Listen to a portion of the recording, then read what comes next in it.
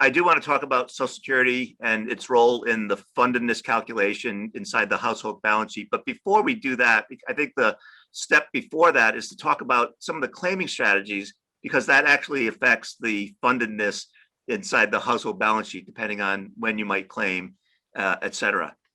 Yeah, and I talk about them in terms of the four categories that Social Security will use for each of us.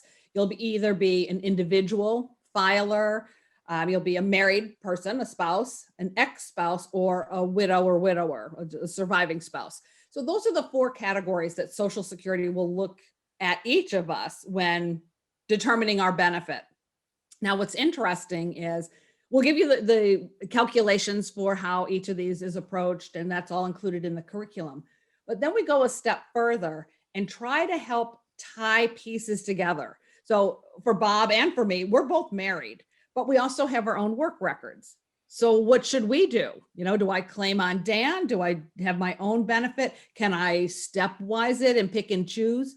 The answer is no. There are all these different points of connection that make it more challenging.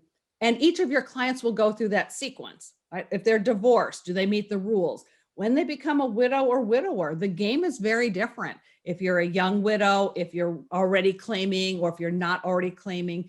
And so all of these real life situations, we tried to help bring to life in this curriculum.